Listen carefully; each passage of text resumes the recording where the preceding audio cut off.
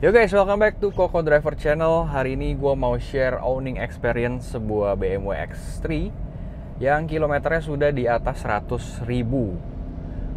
Perbaikan apa aja, kemudian jajannya apa aja, penyakitnya apa aja, nanti bakal gue share. Terus kondisinya, interiornya, plus minusnya gimana, nanti juga bakal gue share.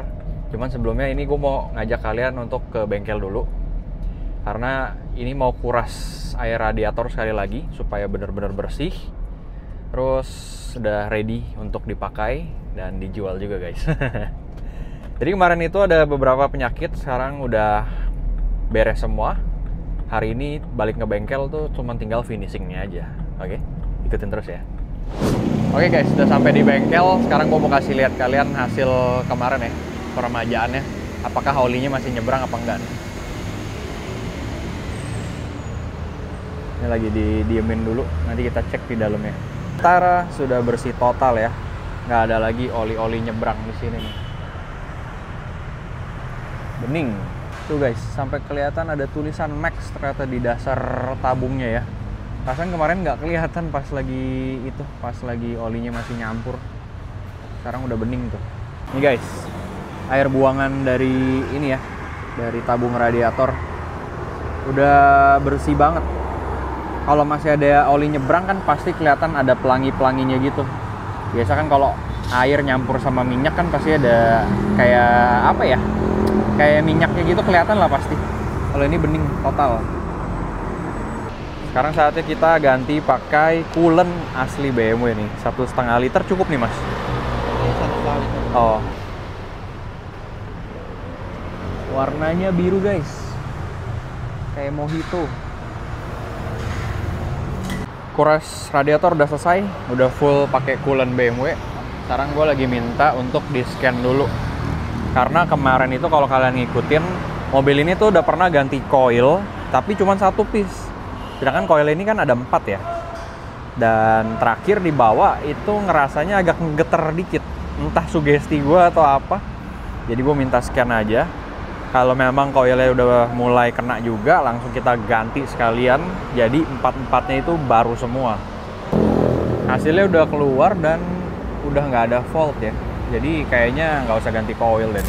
Selesai juga ngebengkelnya ya, udah part 6 berarti.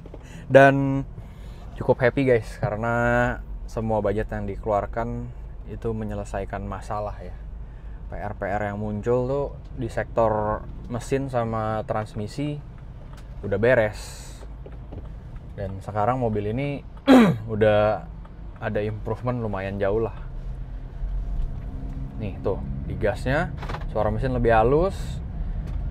Terus rasanya pas digas tuh jadi lebih halus juga. Sama kemarin di part berapa gitu gue bilang mobil ini ada, kalau pas digas tuh ada brebetnya, sekarang udah hilang. Transmisi juga jauh lebih sigap.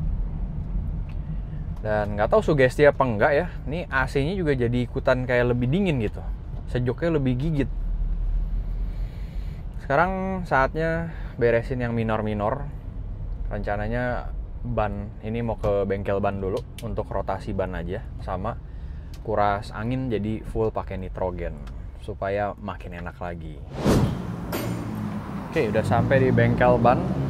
Hari ini gue mau rotasi silang ban depan ke belakang, belakang ke depan, karena yang depan ini udah sedikit lebih tipis ya. Sedangkan yang di belakang masih cukup seger guys. Tuh. Sekalian mau kuras anginnya pakai full nitrogen semua, jadi bener-bener udah enak lah ini mobil. Karena tadi setelah ganti air radiator pakai yang coolant BMW jauh lebih halus. Gue pikir sekalian aja kuras pakai nitrogen anginnya, jadi rasanya bener-bener udah enak. Kalau ini yang tadi kondisi di depan, tahunnya 2022, beda setahun ya. Tapi kalau tipe sama, Cinturato P7 juga, sama run flat. Kembangan juga masih tebel banget. Oke, udah kepasang yang dari depan ke belakang. Gue isi angin 35.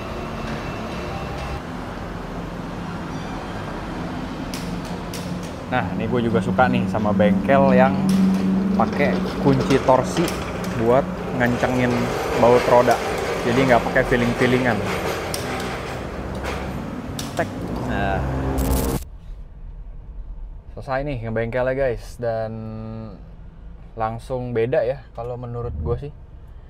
Setiap kali habis kuras angin ban pakai nitrogen tuh rollingnya jadi lebih halus. Tuh, aspalnya tuh jadi kayak berasa halus gitu guys. Dan suara dengung bannya juga jadi lebih minim. Nah, kalau kena sambungan jalan, posisi tidur juga lebih enak gitu ngayunnya. Dan kenapa tadi gue nggak sekalian spuring, karena gue pikir ini setirnya masih cukup lurus dan si bannya juga ausnya tuh merata, nggak aus sebelah gitu. Jadi gue pikir nggak perlu di spuring lah. Beberapa kali soalnya lagi fine-fine aja gitu, gue ngide untuk spuring, malah jadinya setirnya miring mulu, nggak bisa lurus lagi. Sebel aja. Tuh, kalau ini kan setir lurus. Kadang-kadang suka ngide mau spuring, malah jadi miring terus, nggak bisa lurus lagi. Udah beres semua, sekarang kita cuci dulu biar seger, nanti baru di review. Oke, sudah beres semua, udah gue cuci, udah gue bawa ke bengkel, udah bawa spuring lagi, udah gue bawa ke bengkel ban, rotasi ban, dan lain-lain. Sekarang saatnya gue review atau sharing owning experience sebuah BMW dengan odometer lebih dari 100.000. Lebih tepatnya sekitar 139.000 sekian. Pertama-tama kita lihat dulu dari kondisi depannya ya. Kalau untuk kondisi depan semua masih aman sentosa. Grill-grill ini kan bahannya plastik, tapi dia tidak ada yang patah. Semua masih seger. Tuh. Dia tengahnya plastik, pinggirannya ada chrome. Lanjut, untuk ke bagian lampu, dia sudah 2 buah proyektor LED dengan ada angel eye-nya di tengah. Semuanya juga berfungsi dengan baik ya, semua elektrikal lampunya. Nggak ada yang error, nggak ada yang mati, bahkan sampai di angel eye yang 2 buah bulatan ini, dia masih menyala dengan terang. Kemudian untuk lampu sen, dia masih bohlam. Fog lamp di bawah juga masih bohlam dan masih berfungsi dengan baik. Turun lagi ke bawah, dia sudah dilengkapi ini, sensor depan. Masih berfungsi dengan baik juga sampai di kilometer 130 ribuan ini guys. Lanjut. Di bagian samping, ya seperti biasa lah ya. Ini tanda sebuah mobil dipakai. Spion dihajar sama motor. Terus untuk kondisi keseluruhan eksterior sih fine-fine aja. Nggak ada yang korosi, nggak ada apa. Paling ya minor-minor, lecet-lecet kayak gini aja. Di samping sini udah ada ini, side marker atau lampu sen samping. Dia juga masih bohlam. Turun ke bawah. Ini ban dia pakai run flat dari semenjak kita beli bekas kemarin ya. Dan semuanya pakai Pirelli Cinturato P7. Profil bannya itu ring 18, profil bannya 245/50. Velgnya warna gunmetal. Profilnya baru ring 18. Overall juga tidak ada yang aneh-aneh di bagian kaki-kaki. Shock breaker dan ini juga masih aman lah ya, nggak ada yang keropos. Shock breaker nggak ada yang bocor juga tuh situ ya. Untuk kondisi bagian belakang juga semua overall masih bagus dan masih sangat baik. Di bagian atas kita dapat third brake stop lamp, di sini masih menyala juga. Kemudian di bagian kaca kita dikasih rear defogger. Dan masih berfungsi juga guys, sampai di odometer 100 ribuan lebih. Rear wiper juga masih menyala. Turun ke bawah, bagasi sudah elektrik. Mantap. Lampu belakang dia ini ya, kalau lampu malamnya ada LED bar 2 buah di sini nih, 2 garis. Tapi untuk sisanya dia masih full bohlam, mulai dari lampu sen, lampu mundur, sampai lampu malam. Lampu rem masih bohlam semua. Sama ini ya guys, yang gue suka dari mobil Eropa, mereka memperhatikan keselamatan. Di lampu belakangnya selalu sudah dilengkapi sama rear fog lamp. Kalian perhatiin deh ini. Ini lampunya silo banget. Ini dipakai kalau kondisi lagi berkabut atau hujan deras. Nah, jadi guys, buat kalian yang suka nyalain hazard pada saat hujan deras, itu sebetulnya tidak disarankan ya. Makanya diciptakan ada mobil yang ada rear fog lamp-nya. Memang ini kadang-kadang pabrikan Jepang juga. Kenapa mereka nggak melengkapi juga mobil-mobilnya itu dengan rear fog lamp? Yang gue ketemu itu hanya di mobil-mobil Eropa, sama di mobil Cina, tapi di BYD aja yang gue ketemu. Merek lainnya juga nggak ada. Bagian bawah masih mulus dan sudah dilengkapi bempernya ini ada 4 buah sensor, 4 titik. Di ruang bagasi ini juga masih ini ya, masih menurut gue sih pemakaian 100 ribuan tapi masih oke gitu. Tidak ada yang patah, tidak ada yang pecah-pecah nih, kayak tuas-tuas gini dia masih aman gitu. Terus ini juga ada hooknya, masih berfungsi dengan baik, nggak ada yang dol. Ini ada tray-nya juga masih berfungsi. Tuh, nggak loyo ininya. Biasa kan kalau mobil-mobil itu kalau sudah pemakaian lama kan yang kayak gini-gini nih loyo, letoy. Di bawah sini kita akan menemukan storage lagi. Ini untuk taro-taro mungkin toolkit gitulah. Ini P3K ada ini juga buat pompa elektrik ban masih ada di sini, masih lengkap semua. Semua masih mulus. Tidak ada yang pecah, tidak ada yang rusak. Di sebelah sini ada hook lagi. Lalu di sini dia ada ini, lighter. Oke. Ruang bagasi menurut gue cukup luas. Ya untuk kalian bawa stick golf, raket padel, campurin sama koper kabin, terus sama barang-barang lainnya sih masih muat semua ya. Nutupnya tinggal pencet aja. Electric power back door juga masih berfungsi dengan baik. Sekarang kita lihat tuh kondisi interiornya. Pemakaian 130 ribuan, kondisi interiornya juga masih menurut gue top notch. Semuanya bahannya ini bahannya soft touch. Kemudian ini armrest juga soft touch, ini juga soft touch. Sampai ke bawah sini tuh, ini tuh kayak plastik tapi soft touch juga guys, jadi tebel gitu. Oh sorry, ini plastik tapi tebel. Bahannya tebel, nggak kayak plastik kopongan gitu. Untuk power window semua sudah auto up and down dari sisi supir sampai penumpang belakang. Ini udah ada speaker 3 ini ya, 3-way, ini ada tweeter, ada mid bassnya juga. Lanjut, kita ke sini. Setir juga nggak ada yang aus. Sudah leather wrap juga berwarna hitam. Banyak tombol-tombol. Di sini ada tombol buat cruise control. Yang di sini ini adalah tombol audio steering switch sama voice command. Terus sini tuas wiper sudah otomatis ya. Dan yang di sini tuas lampu sen dan perlampuan. Ini BC ini board computer. Jadi kalian bisa pencet-pencet untuk kasih tahu atau cari-cari info seputar MID gitulah, fuel consumption DLL. Nah ini nih penyakitnya BMW ya guys. BMW yang gue ketemuin tuh dari E series sampai F series di sini nih. Bahan-bahan yang dipakai kalian lihat deh. Ini banyak yang kayak rubberized gitu loh. Jadi seiring berjalannya waktu, seiring pemakaian dia akan lumer dan lama-lama jadi lengket disentuhnya. Ini penyakit umum sebuah mobil Eropa yang gue ketemuin ya. Di BMW, di Mercy juga begini. Gue nggak tahu kenapa di lapis ini seperti ini gitu. Apakah ini termasuk salah satu plan obsolescence supaya orang tuh servis? Gue nggak tahu juga deh. Oh ya, ini lampu depan juga sudah otomatis. Ini perlampuan untuk lampu kabut ya. Ini fog lamp depan, ini fog lamp belakang. Ini untuk naik turunin atau redupin ini lampu speedometer. Di bawah sini ada storage box yang cukup dalam dan sudah dilapis sama suede. Oke. Posisi duduk. Ya, khas BMW ya. Posisi duduknya sporty, setirnya selalu berasa di depan kita. Jadi feel-nya itu sangat-sangat engaging banget nyetirnya. Untuk setir dia sudah tilt sama teleskopik. Tiltnya cukup jauh naik turun ya, tapi teleskopiknya ini nih agak sedikit, yang agak disayangkan menurut gue ya. Pengaturan jok sudah elektrik, reclining, maju mundur, sliding, terus height adjusternya juga elektrik. Dilengkapi sama 2 buah memori. Bahan joknya sudah full leather juga, dan ini kulitnya itu kulit ini ya, kulit kayak kulit asli yang kalau biasa disebut tuh Nappa leather. Jadi disentuhnya tuh enak. Bahan dashboard juga soft touch, khas BMW.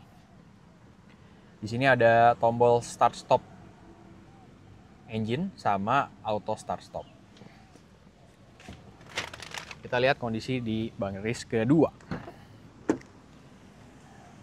Untuk secara door trim dan kondisi keseluruhan sih menurut gue pemakaian 100.000 lebih oke banget ya dengan kondisi kayak gini ya. Tidak ada yang lecet, tidak ada yang somplak, dan tidak ada ini. Cuman BMW ya gitu, di tombol-tombol ininya nih mereka nih kayak dilapisin karet gitu. Jadi lama-lama tuh di sini di door handle dia lama-lama kayak lumer gitu guys di apa namanya? Di tangan. Pintu baris kedua dia ada ini nih, cup holder, door pocket yang cukup gede. Sama di sini ada storage buat naro handphone gitulah ya. Untuk entertainment juga di baris kedua ada tweeter sama ada mid bass. Jadi kupingnya tetap dimanjain guys. Oke, kita bahas posisi duduk penumpang belakang. Gua adalah orang yang kecil, sekitar 165. Headroom jadi luas banget, ditambah lagi ini ada full panoramik. Jadi ini bikin kabin tuh lebih spacious feel-nya, nggak claustrophobic. Posisi duduk juga enak, recliningnya pas, derajatnya ya, nggak terlalu tegak tapi nggak terlalu rebah juga. Cuman ini aja, kaki kita ininya nih kurang tertopang dengan baik ininya. Jadi jok bawahnya menurut gue ya kurang naik dikit atau kurang panjang dikit ke depan. Ini kalau yang tingginya 180 ke atas gue rasa nangkring kakinya. Cuman masih nyaman sih. Sini ada door pocket lagi. Ini ada seat back pocket buat naruh kertas. Ini ada tunnelnya juga di tengah, cuman nggak terlalu mengganggu ya. Jadi bisa duduk dengan nyaman di baris tengah. Nah, baris ke belakang kita dapat kisi-kisi AC yang bisa diatur nih guys. Ini untuk buka tutup ininya, kisi-kisinya. Ini untuk atur hangat sama dinginnya. Ini ada ini, storage dan ada lighter. Oke, bagian tengah sudah dilengkapi armrest dan 2 buah cup holder. Wah, nikmat sih. Disetirin mobil ini sih nikmat lah. Rack room-nya massive. Headroom-nya juga masif. Sama dia punya detail kecil yaitu ada ini nih di bawah. Kayak apa ya? Ambient light gitu. Jadi kalau malam feel di kaki kita tuh lebih mewah. Untuk kondisi jok dan area penumpang kiri depan, ini overall juga masih oke ya. Dashboard masih nggak ada yang retak, masih oke, masih solid. Di sini ada wood panel, glossy. Terus untuk glove box-nya dia sudah soft opening dan masih bekerja dengan baik. Udah dilapis sama blue drew juga. Sini storage-nya cukup besar. Ini gue pakai buat simpen-simpen CD original. Di bagian sini joknya juga full kulit. Cuman memang di bagian pinggir dia sudah mulai ada degradasinya nih guys. Karena sini kan kita biasa naik dari luar ke dalam, sini pasti ketekan. Makanya area sini biasanya degradasinya lebih cepat. Cuman untuk kursi penumpang kiri depan dia juga sudah dilengkapi sama elektrik, pengaturan elektrik. Mau reclining, terus sliding, semua elektrik. Di atas ini kita bisa lihat ada tombol-tombol untuk membuka tutup panoramiknya. Di sini ada tombol untuk apa namanya? lampu kabin. Cuman di sini ada minusnya, yaitu lampu kabin yang ini tuh udah ini nih guys. Nah tuh udah ada yang kendor ya. Tapi kalau secara tombol nggak ada yang ngelupas, nggak ada yang hilang nih, semua masih aman.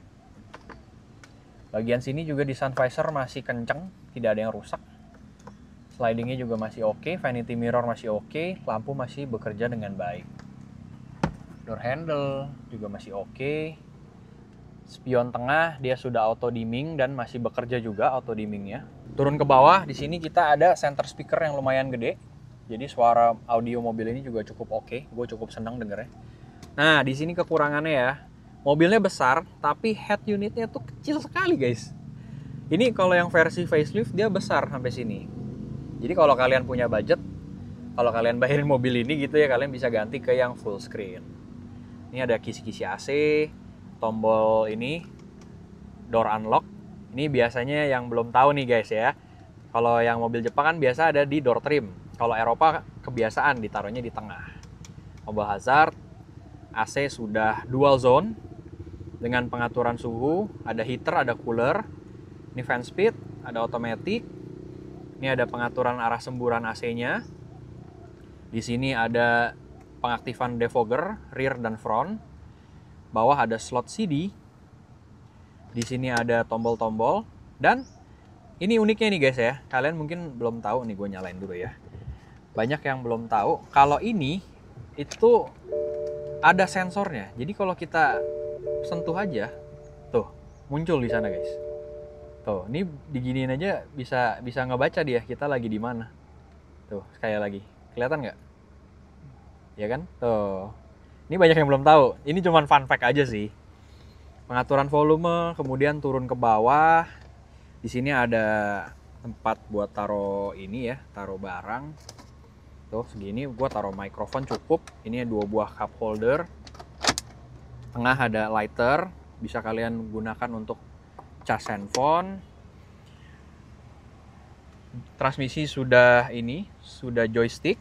Jadi buat kalian yang nggak tahu juga, transmisi joystick itu nggak ditarik ataupun nggak digeser, melainkan kita cukup injek rem, pencet unlock, dia akan kembali ke tengah tuh. Tapi posisinya di D. Begitupun kalau kita mau mundur R, dia akan tetap di tengah gitu. Jadi kayak joystick. Kalau kalian main PlayStation, joystick analognya tuh percis. Jadi biar gimana pun dia pasti balik ke tengah. Nah, kalau mau ngaktifin mode manualnya, Tiptronic ya, tinggal geser. Kita masuk ke D, kita geser ke sini. Fun fact berikutnya, kalau kalian udah begini, kalian pencet P, dia kembali ke N. Nanti dia mental sendiri. Tuh. Lanjut. Di bawah sini ada mode berkendara, ada Sport, Comfort, sampai Eco Pro.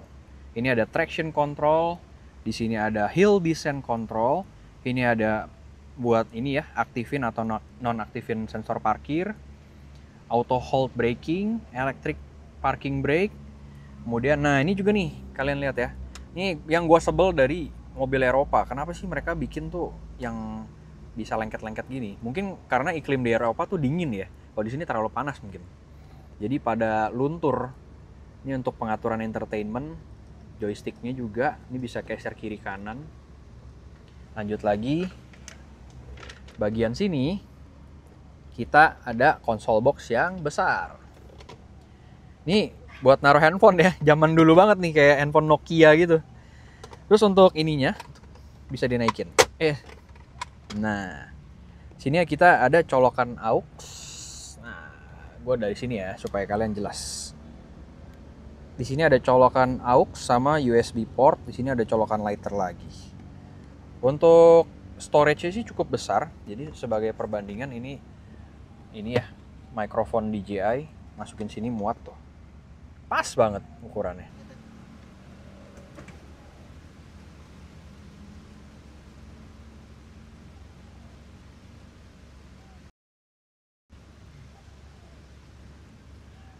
Fun fact berikutnya guys, ini panoramiknya itu termasuk panoramik sunroof. Jadi panoramik itu ada beberapa kategori ya. Ada panoramic roof, ada panoramic sunroof. Bedanya di mana? Kalau panoramic roof, dia hanya bisa dibuka shade-nya aja. Jadi kacanya tuh kaca mati. Tapi kalau panoramic sunroof atau moonroof, kacanya juga bisa dibuka. Dia bukan kaca mati.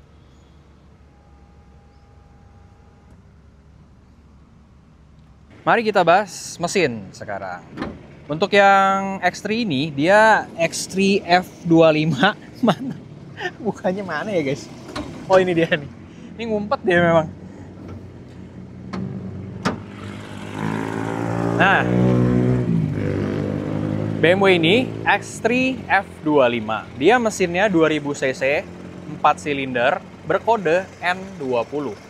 Dengan output tenaga di 180-an horsepower dengan torsi sekitar 270 Nm. Kelemahannya di mobil ini N20, dia di timing chain sama suaranya itu seperti mesin diesel. Padahal ini mesin bensin guys. Jadi spesifikasi kan ini bensin dengan turbo ya, twin power turbo.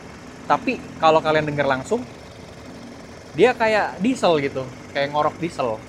Kedua, dia akan ada suara timing chain tek tek tek tek tek tek tek tek tek gitu terus. Oh, jadi kalau kalian yang mau beli mobil ini, nggak cuma mau unit gue aja ya, gue cuma info aja. Di F-Series ini gue pernah pakai F30 juga, yang 4 silinder N20, itu memang suaranya sedikit kayak mesin diesel. Dan kalian harus perhatiin yang namanya timing chain, karena itu memang kayak disetting supaya rusak. Kalau menurut gue kayak plan obsolescence gitu loh dari Eropa. Tapi tenang aja kalau yang di unit ini, di kilometer 120 ribuan kemarin sama pemilik sebelumnya udah diganti timing chainnya. Itu habis sekitar 15-20 jutaan. Untuk mesin juga ini udah, menurut gue udah rapi banget. Tidak ada rembesan oli, kering. Ini cooler mesinnya baru, cooler matic di kolong sana baru. Tuh ya, nggak di sebelah sana tuh. Nah, tuh yang silver ya. Oke. Pokoknya kalau soal mesin sih mobil ini menurut gue udah siap pakai banget, seger. Tutup radiator aja udah diganti baru. Dan permasalahan radiator rembes-rembesan udah dibenerin kemarin. Tapi gue mau notice satu hal ya guys. Gue beli mobil ini, kemarin kita ngambil mobil ini tuh dengan harga murah karena mobil ini ada yang bekas repair di sekitar sini nih. Tuh. Ini ada yang bekas repair di sasisnya sampai ke sana tuh, sasis bawah. Yang tulang ini nih, kalian kelihatan nggak tuh? Kayak bekas repair. Sekarang gue mau ngajak kalian test drive BMW ya, sambil sharing-sharing. Tapi sebelumnya, gue sharing dulu perbaikan dan biaya berapa saja yang udah gue keluarin dari sejak pertama ngambil si X3 ini. Long story short, ini diambil bekas dari temen. Ambil itu sekitar setahunan yang lalu, dengan harga yang cukup miring lah ya, still deal. Dikarenakan ada minus tadi yang udah gue ceritakan, ada bekas repair di bagian depan. Jadi harga sudah disesuaikan juga. Pun begitu, nanti gue jual juga harganya sudah disesuaikan dan sudah gue infokan ya, ada minus tersebut. Oke, kita balik lagi. Untuk biaya yang udah gue keluarkan untuk piara sebuah BMW, yang pertama itu ada general check up pas pertama kali beli. Jadi dicek apa saja yang butuh perbaikan, bla bla bla. Itu gue bayar 300.000 untuk general check up sebuah BMW. Kedua, lanjut setelah general check up pertama, ini gue ada servis pergantian oli mesin, ya seperti servis rutin lah. Sama di sini, gue ada keluhan waktu itu mesinnya itu kayak pincang. Terus pada saat mau digas di kondisi kecepatan rendah, seperti ngebrebet dulu, bet gitu. Pertama gue asumsi busi, tapi ternyata setelah ngeliat historinya, busi sudah pernah diganti. Jadi oke, setelah dicek memang busi juga masih oke. Dan pas servis rutin pertama ini, sekalian dibantu scan, ketemulah penyakitnya tuh ada di coil yang sudah rusak. Salah satu dari 4 coilnya sudah rusak, minta ganti. Biayanya tuh di 550.000. Sekalian ganti oli mesin, ganti filter oli, filter AC dalam, itu gue habis 2.400.000 untuk servis rutin pertama. Yang kedua, part kedua berarti ya, servis kedua itu radiator. Jadi setelah pemakaian beberapa bulan, itu notifikasi bahwa tabung air radiatornya itu kurang terus, muncul notifikasi terus. Setelah dicek, ternyata begitu lagi ngisi, ada yang jelas banget, ada yang netes dari sebuah selang. Nah, langsung ketahuan, langsung ganti selang radiator atas seharga 1.800.000. Ini full original ya, full original BMW. Terus di scan lagi engine-nya sama ongkos kerja, jadi totalnya 2.250.000 untuk servis yang kedua berarti. Sekarang servis ketiga itu menghabiskan sebuah motor Mio Matic bekas ya, sekitar 8.600.000. Ini ada pergantian cooler Matic 5.500.000, terus selang radiator, sama ada coding system, ada tutup radiator, sama cleaning aja. Cooler Matic ini diganti karena kemarin itu ada masalah oli nyebrang. Jadi pada saat si tabung radiator yang di atas dibuka, isinya itu air radiatornya udah kayak seperti lumpur, tapi belum sampai berlumpur banget untungnya ya. Jadi baru indikasi. Pokoknya kalian kalau ngelihat sop sama ada minyak-minyak kayak gitu, percis kayak gitu substansnya. Nah, udah begitu dicek, akhirnya ketemulah ini yang mesti diganti semua. 8.600.000. Berikutnya, setelah ganti oli matic, masih agak kurang enak tuh mobilnya. Terus disarankan untuk ganti oli, kuras oli, terus oli transfer case juga. Berhubung ini adalah X3 yang X-Drive, jadi all-wheel drive, semua rodanya tuh dapat saluran tenaga dari mesin, jadi dia butuh modul yang namanya transfer case. Transfer case-nya ini kemarin perlu diganti oli juga. Oli transmisi matic kurasnya itu 1.750.000. Kemudian lucunya nih guys, filter oli matic dia tidak bisa diganti filternya doang, melainkan dia kayak semacam bak charter oli diganti full satu gelondong gitu ya. Jadinya mahal. Ganti filter matic aja habis 1.300.000. Berikutnya sama yang modul transfer case itu. Dia ganti oli sebesar 1,4 juta sekian. Dan yang servis terakhir ini gue menghabiskan totalnya itu 5.150.000. Nah terakhir, setelah radiator beres, kemarin tuh ada rembes, terus ada oli nyebrang. Disarankan untuk balik lagi sekali lagi untuk kuras total. Kemudian baru ditambahin coolant yang asli BMW. Dan ternyata tadi nih di video ini kan tadi udah dicek, udah bening banget, udah aman total mobil ini. Jadi gue cukup beli air radiator atau coolant BMW aja tadi, seharga 250.000. Selesai sudah perjalanan servis mobil ini. Sampai sekarang menurut gue udah sektor mesin dan matic, despite ada bekas repair di ruang mesin kanan depan ya, tapi menurut gue ini udah enak banget cuy. Totalnya 300, 2,4, 2,7 tambah 2,2 berarti kan sekitar 5 juta. 5 juta ditambah 8.600.000, 13.600.000. Ditambah lagi 5.150.000 berarti di berapa tuh ya? Nih. Berapa tuh guys? Bentar ya, gue ngeblank. 2,7, 5 juta, 13,6, 18,750. Berarti kurang lebih 18 jutaan sampai 20 juta lah. Uang yang sudah dikeluarkan untuk peremajaan BMW bekas. Baru 1 tahun pemakaian ya. Dan so far, gue boleh bilang kayaknya sih udah gak ada PR lagi sih ini. Mesin dan transmisi sudah sehat banget. Jadi ya sudah, let's go. Sekarang gue mau ajak kalian jalan-jalan ya, walaupun memang secara virtual ya. Cuman bisa lihat doang dari video. Posisi mengemudi mobil ini sporty, engaging ya, walaupun dia SUV. Dia nggak commanding gitu loh, nggak tinggi ya, kecuali bangkunya kalian tinggiin banget ya. Tapi tetap aja menurut gue nggak setinggi mobil-mobil yang commanding. Posisi duduknya cukup sporty. Oke, ini full elektrik, jadi pengaturannya cukup akurat. Transmisi joysticknya juga cukup fancy lah ya. Nggak memudahkan, nggak menyulitkan, tapi menurut gue jadi cukup fancy aja. Setir juga cukup enteng, walaupun velgnya itu berukuran ring 18 ya, tapi enteng karena yang gue tahu ini sudah electronic power steering. Bobotnya juga pas. Ya, memang ini ya, sesuai prinsip BMW lah, sheer driving pleasure. Memang dia menciptakan mobil untuk ini, untuk kesenangan dan kenikmatan berkendara gitu, driving dynamics yang oke banget. Tuh, jadi kalau kecepatan udah mulai nambah, bobotnya tuh berasa guys, bobot setirnya ngikut dia, makin ada isinya.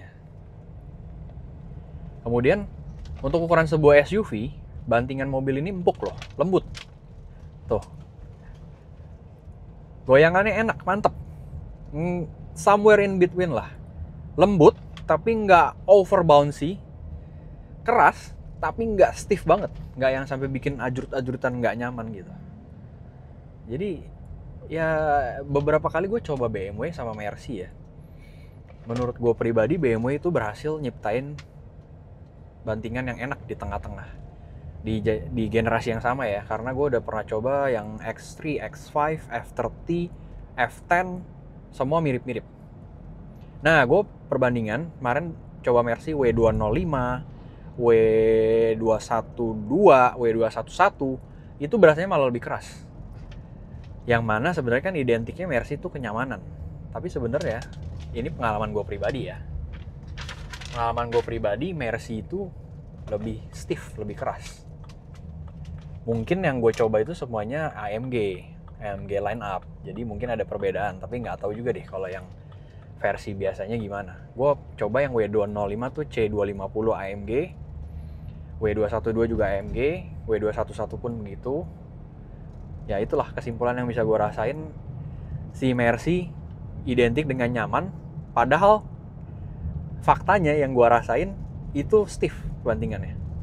BMW lebih lembut, lebih nyaman. Nih, peredaman sih nggak usah ditanya lah ya. Peredaman mobil Eropa pasti top notch. Suara dari luar, road noise teredam dengan baik. Suara kendaraan lewat nih kayak ini, Stargazer. Tuh. BMW keredamannya oke, tuh. Jadi suara dari luar cuma sayup-sayup aja terdengar. Road noise, engine noise juga teredam dengan baik. Bantingan oke, lembut, tapi nggak yang sampai bouncy banget. Terus ngelewatin paving block gini, dia nggak berasa kasar. Katanya kan soalnya ban RFT itu keras, padahal setelah dipakai ini di mobil ini, ya empuk-empuk aja sih kalau di gue ya. Tuh. Untuk steering agility sih, sharpness udah nggak usah ngomongin lagi lah ya, sebuah BMW. Sharp banget. Terlebih lagi ini X-Drive, jadi all-wheel drive. Traksinya bagus, gripnya oke. Akselerasi, ini baru nih. Minusnya mobil ini, menurut gua mesin 2000 cc turbocharge-nya agak underpower untuk mobil sebesar ini. Mungkin kalau kalian ngambil yang 2800 ya, 2.8 atau yang di atasnya pokoknya B58 atau apa gitu, cc-nya lebih gede, mungkin akan lebih enak ya, lebih fun. Tapi tuh, kalau menurut gue respon mesinnya agak underpowered untuk bobot yang sebesar ini, mobil sebesar ini. Terus untuk transmisi sih, dia ZF 8 HP, 8 percepatan, juga nggak terlalu sigap. Ini opini pribadi ya. Nggak sesigap kalau kayak kita pakai transmisi DSG-nya si VW. Kemarin gue bandingin sama VW Golf TSI 1.4. Itu kan DSG 6 speed apa 7 speed ya, lupa. Dia lebih sigap jauh. Nah, kalau ini kita masuk ke Tiptronic. Tuh, dia masih delay dikit banget. Nggak langsung bet. Ada delaynya. Mungkin karena memang orientasinya ini kan mobil keluarga, family car. Jadi orientasinya mungkin ke kenyamanan ya, gitu. Balik lagi, disclaimer, semua ini adalah review dan opini dan sharing pengalaman pribadi gue ya. Mungkin bisa berbeda masing-masing orang, pengguna yang lain juga. Kalau ada pengalaman yang lain ya bisa sharing-sharing aja di kolom komentar. Nggak perlu saling menyalahkan karena ini gue sharing ya opini lah gitu, bukannya fakta. Ya overall sih mobil ini cocok lah ya buat kalian para cowok yang udah jadi imam atau kepala keluarga tapi masih doyan nyetir atau mungkin doyan ugal sedikit di jalan, terus suka road trip di weekend, mungkin Jumat kalian road trip dari Tangerang ke Bandung gitu ya, balik lagi hari Minggu ke Tangerang, cocok lah. Tenaga oke, walaupun memang underpower, cuman untuk naik-naik kayak nanjak di Cipularang gue rasa nggak akan ada masalah karena ini juga all wheel drive, jadi gripnya oke, enak, setir enak, agile mobilnya walaupun bobotnya SUV. Yang terakhir, karena ini mobil punya full panoramic sunroof, jadi di kabinnya tuh berasa spacious sama berasanya tuh mewah guys. Gue suka banget sama mobil-mobil yang panoramic ini karena ya itu, feel di kabinnya tuh terasa lebih gitu aja gitu. Bener gak Jo? Kamu suka nggak? Apa suka yang atapnya ketutup? Kalau kebuka ini lebih ke kerasa bener-bener kayak kan aku lumayan tinggi ya. Kalau misalnya mau benerin posisi duduk kan biasa kadang berdiri. Jadi nggak ngerasa harus hati-hati banget sih. Ya, jadi benerin posisi duduk kayak harus naik turun gitu. Kepala nggak takut kejedut gitu ya. Padahal sebenarnya space-nya tetap segini. Tapi karena dia ada cahaya dari atas, jadi berasanya spacious gitu guys. Ya ini balik lagi selera orang. Ada juga yang sebenarnya nggak suka sama mobil berpanoramik karena panas.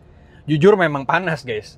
Kalau kalian bawa mobil, bentar nih intermezzo nih, W213, gue pernah coba, dan dia karakternya lebih stiff dibanding F10 sama G30 ya, di kelasnya dia.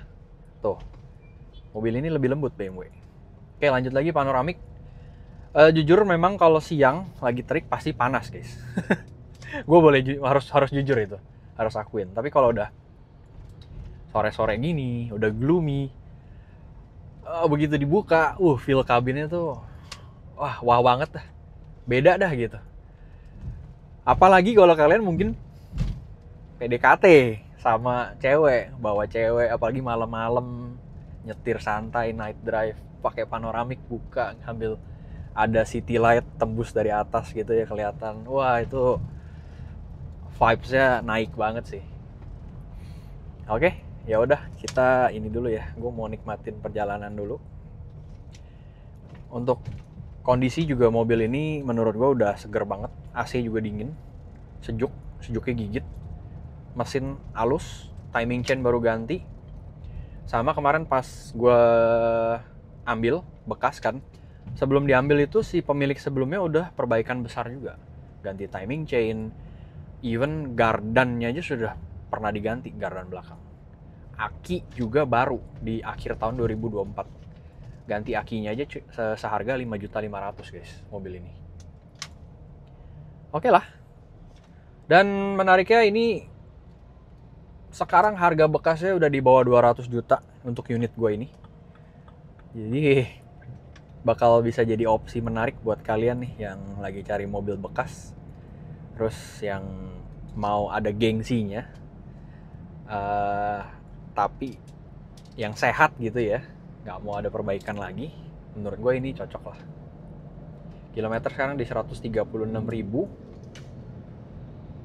Dan ya, kalau boleh gue bilang sih, gue simpulkan menurut opini gue pribadi, gue berhasil mematahkan kalau BMW itu rewel di 100.000 ke atas bakal jajan terus lah, bla bla bla lah.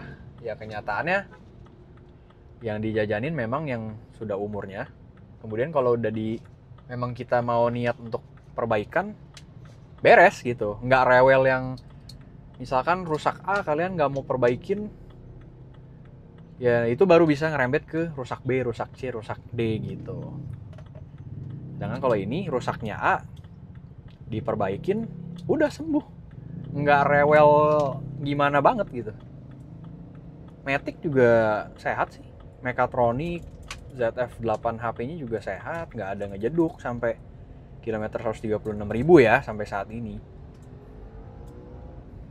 Tapi semua kembali lagi ke perawatan juga. Gue nggak menjamin juga kalau BMW itu bakal sehat terus dan lain-lain, nggak ya. Gue cuma sharing aja di unit yang gue pakai ini. Oke guys, jadi segitu aja ya review atau sharing owning experience sebuah BMW X3 F25 tahun 2013. Menurut gue sih mobilnya nggak rewel ya. Jadi semua yang rusak yang sudah pernah gue ceritain, yang sudah pernah gue sharing, itu adalah kerusakan itu karena umur, karena pemakaian. Memang mobil-mobil itu pasti ada masanya lah, ada parts-parts mobil tuh pasti ada umurnya. Jadi bukannya yang rewel gimana banget, cuman memang pelihara sebuah BMW itu kalian memang harus kasih perhatian ekstra dibanding kalian pelihara sebuah mobil Jepang yang bener-bener mobilnya tuh basic. Kalau ini kan dia lebih advance, terus komputerisasinya lebih canggih, jadi kalian harus lebih pay attention sama lebih memperlakukan dia tuh sebagai istri kedua lah ibaratnya. Terus kemudian karena mobil ini udah enak banget, udah halus, udah siap pakai, jadinya mau dijual aja. Gue buka harga di 185 juta dengan kondisi pajak nyala. Kemudian ada minus tadi yang seperti gue ceritakan, ada yang bekas repair di bagian depan kanan ya. Atau kalau kalian mau yang lebih ekonomis, pajaknya nggak gue perpanjang dulu, tapi kalian bayarin di 175 juta aja. Untuk kondisi mesin, transmisi, kemudian interior, seperti yang sudah di-review, menurut gue sih worth it banget. Cuman memang tidak ada gading yang tidak retak juga. Selain minusnya tadi bekas repair di sebelah kanan depan, seperti kalian harus ada pengecekan kaki-kaki. Pengecekannya juga bukan kaki-kaki yang rusak gimana banget ya. Cuman kalau kalian pengen yang bener-bener nyaman banget, 100% halus banget, ya kalian harus cek lebih lanjut lagi. Oke, sekian dulu sharingnya. Terima kasih yang sudah menonton sampai akhir. Sampai jumpa lagi di review berikutnya. Bye-bye. Apa ya, walaupun mobil ini udah 130 ribuan kilometer, tapi lihat pintunya engselnya tuh nggak letoy. Tuh, masih kenceng. Ini ciri khas mobil-mobil Eropa ya. Gue pernah pakai E46 tahun 2002 dan memang masih kenceng. Even udah 10 tahun. Sedangkan kalau mobil Jepang umurnya 8 tahun, 10 tahun sih biasanya udah letoy engselnya. Udah nggak megang gitu. Ibaratnya kalau orang dulu tuh namanya bilang apa, ngemplek gitu lah.